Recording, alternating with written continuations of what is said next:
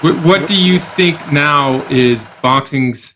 This is an era now that is kind of being uh, attacked for the best not fighting the best. People, fighters fighting once a year, maybe twice a year, and when they do, it's a fight that nobody wants is really demanding. The public is not demanding. What's your take? So, and I can tell you who ruined it and who made it that way. At the same time that that incline of boxing was happening, we saw the most paid fighter take the least risks, and that Canelo's not necessarily doing the same thing, but he took a page out of Floyd's book.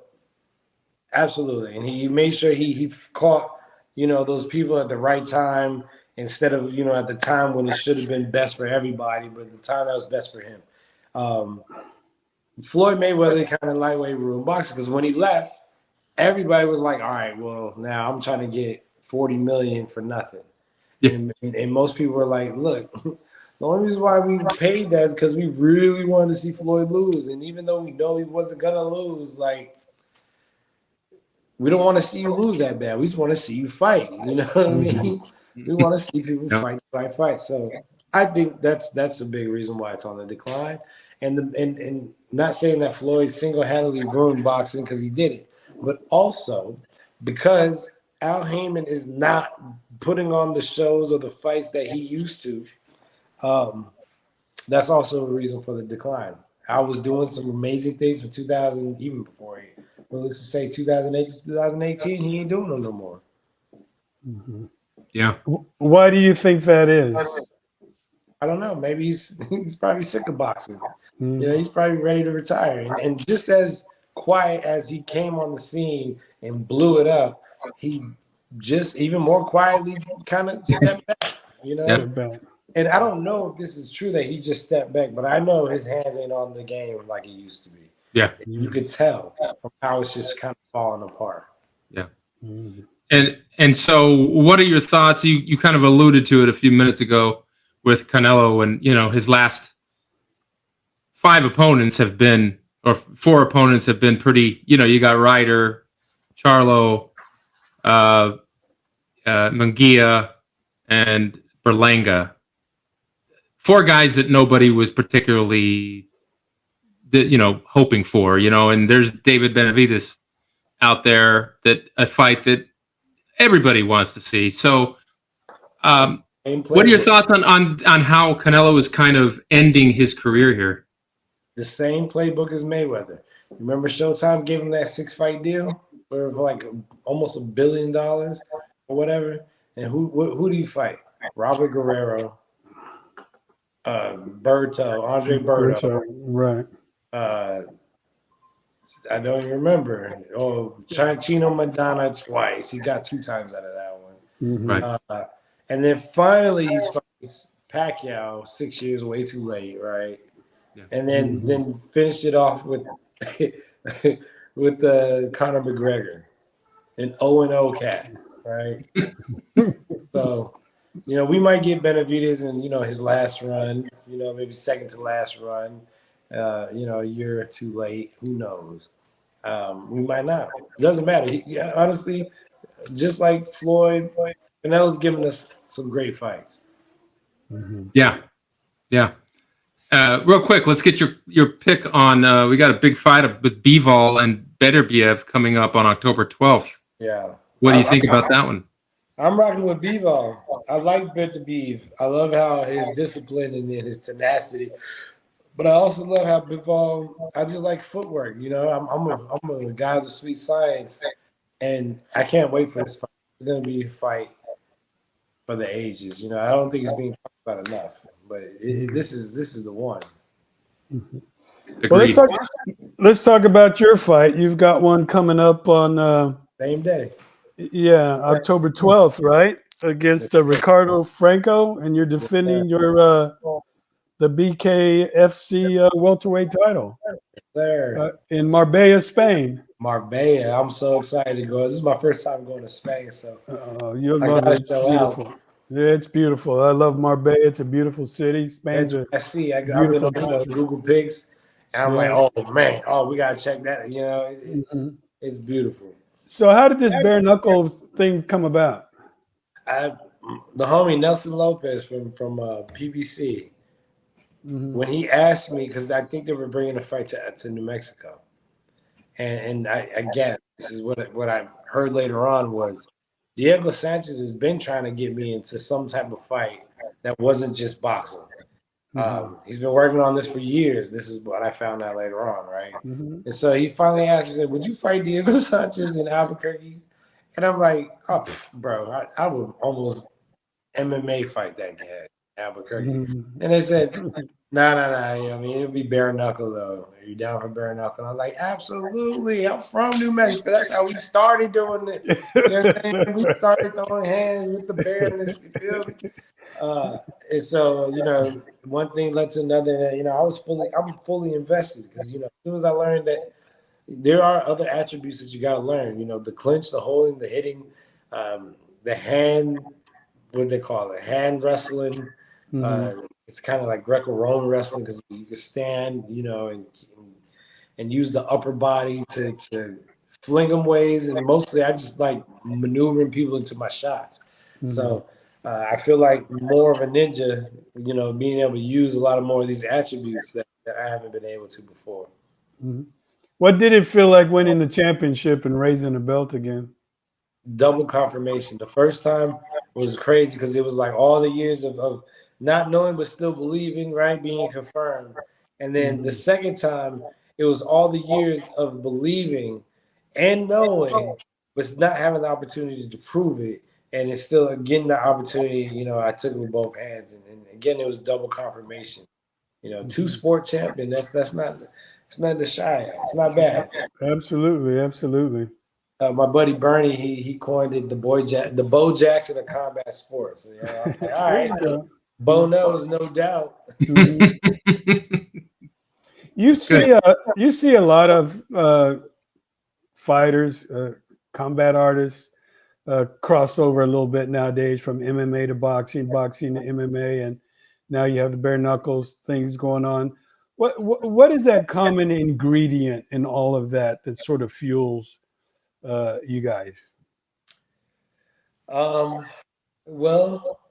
most fighters have an intense amount of ego, and I think nothing really satisfies it as much as fighting does, or fighting in front of people. You know, there's really no glory like whooping someone's ass in front of everybody. I can't explain it. It's almost like, I don't know, walking up to the finest girl in the bar and getting her number in front of all the boys. It's almost like that doesn't even compare to overpowering, you know, mano a mano, and I was the better man. You know, there's nothing compared to that. And you know me, I'm a chill dude outside the ring. I'm not really here for the hoopla and the rah-rah, but at the same time, I am an adrenaline junkie. You know what I mean? Skydiving, scuba diving, dirt bike, motorcycle riding, snowboarding, things that go fast. I like that stuff too. So it's all about the balance. And when boxing, my biggest problem with boxing was my lack of activity. You know, fighting once a year, twice a year was never good for me. And so, you know, when Bare Knuckle said, "Well, you can fight with us," you know, add to your activity, I'm like, "Bad, give me, you know, another opportunity to earn while I'm, you know, in my peak years. You know, I'm 39 yet. Now, I don't have time to wait for somebody to give me an opportunity. I gotta go make it." Absolutely. Well, and you know, you come from, you know, New Mexico is a place with a very, very hardy boxing tradition with Bob Foster, Johnny Tapia, Danny Romero, you, Holly Holm. You know, how does it feel to be included in, you know, that kind of company? I mean, it's not the biggest state, not the most populous state, but it's a boxing state, and it's one that really appreciates its warriors. How does it feel coming from that state and being mentioned with those names? Utmost honor. I mean, I looked up to every one of those people that you named. Bob Foster, especially because he was a black man from New Mexico that became, you know, one of the greatest light heavyweights in the world. and everybody will tell you about him. If you know about boxing, you know about Bob Foster, and so he inspired me to just keep going where I'm from. Danny Romero and Johnny Tapia taught me different aspects of being a champion. Johnny Tapia being the people's champion, and being right there, and anybody can talk to him. He'll have a conversation with you. I aspire to be like that, but then how Danny Romero carried himself, very professional, with respect, with a certain type of swag that only a champion could. You know what I mean? Like Johnny was the everyday man, and Danny was larger than life. And I wanted to bring those two together, be larger than life that the people can be with, can mend with. And then Holly Holm, I made my pro debut on her undercard. And it was the fight that put her on. She beat the hell out of Christy Martin. Christy Martin was a killer at that time. Mm-hmm. She outboxed and really one-sided beat Christy Martin. Went on to become an 8-time world champion, and I was blessed to be on some of those undercards. So I've always been a fan of Holly, and then when she got that Ronda Rousey fight, That was huge. put my money down on Holly. I said, look, Holly does this. You know what I'm saying? Mm-hmm. She was a kickboxer before she was a boxer. And she was an 8-time world champion as a boxer. Like, put some respect on Shorty's name, and they did, and I'm so happy. Mm-hmm. And she boxed beautifully that night. Beautifully. It felt like it was like my Cotto moment. Yeah, it was. I remember watching that fight too. I was going crazy. Going crazy. Yeah. Because nobody expected that, right? Just like with you and Cotto, nobody expected Holm to do what she did to Rousey. Mexico, we don't care about rules. We break rules. Since we were born. Wow. Speaking of New Mexico, you sparred. You put on a charity event with my brother-in-law, Adrian Galaz, a few years ago. Yes, the principal. That's right. He was proud. He was proud. Hey, look, I mean, I let him get a couple shots in, and it was good. He hits hard. He hits pretty hard. Oh, he'll frame this. You saying that? My best, man. That was fun. I will. Thank you for doing that. Yeah. No problem. So what's your travel plans? When do you leave, and when are you planning to get over to Spain? Yeah, I leave on the 6th. We'll get out about a week early. Excuse me. And really just maintain my weight's good. I'm in shape. I've been working good. You know what I'm saying? There you go. Yeah, there you go. Looking good. But just making sure that, really it's all about just seeing it, seeing the game plan, seeing the outcome, seeing what we're going to do if he ever does, whatever he wants to do. Mm-hmm. Are you going to spend some time there after the fight, or are you coming right back? Absolutely. No, I'm going to spend about a week because I'm taking my family out. So okay. Me and the family will leave about a week out, and we're going to stay about a week after. We're actually going to go to Morocco, see some of Northern Africa. If I had time, I would fly on to Egypt. It's not too far. Mm-hmm. In the beginning, before the fight, we might see a little bit of Europe. Take a train. It's before the fight, it's not really about sightseeing, but more about getting prep. But I'm ready. I've been ready for a while. So, and I did that on purpose so that way I could have a relaxed pre-fight week. Mm-hmm. Talk about your family, your wife Taylor, and how much support she's been throughout your career. Oh man, like she that's saying that every great man has got to have a strong woman behind him. It's very true, but even to take it a step further, a man can't be great unless that woman is really driving. Because me, boxing, you just put me forward, show me what to do, and I'll go do it. Mm-hmm. It got to the point that we had to stack things up. It wasn't just about boxing. There was commentating. What else are you going to do? How are you going to earn when you're not fighting? So then we had some business that started. And her superpower is that her organization skills is crazy. She's very organized, and she's gotten my life so organized, and my business is so organized, or should I say our business is so organized that they damn near run themselves, but they don't because she runs them. You know what I mean? Mm-hmm. I just think they run themselves because she's running them. Mm-hmm. So, and then when it comes to a fight, medicals, travel, per diem, media, anything that's needed as far as organization goes, and my responsibility for the fight, she's got my schedule done and ready to go, and really gotten to the point where all I have to think about is training and fighting. Awesome.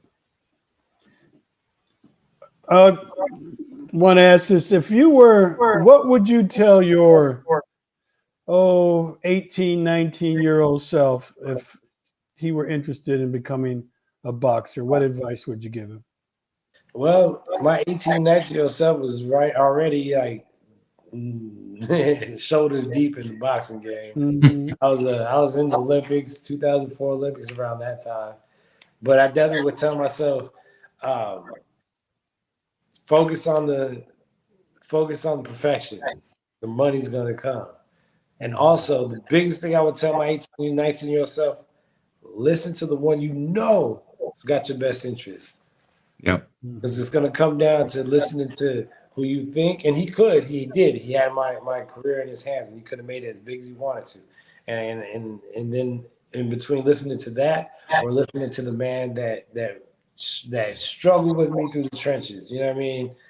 Talking about going to Mexico, Canada, Panama, wherever we had to go to fight, he was right there making it happen, politicking for me. That man would have given me his kidney. So listening to the man that could have made my life as big as he wanted to, or listen to the man who was making my life as big as he could, you know, and I chose the unseen one, right? The bird in the hand is better than two in the bush. Well, I went for the bird in the bush, and he didn't do me like my manager would have done for me had we kept our power. You know, my manager got me that power, and I gave it away.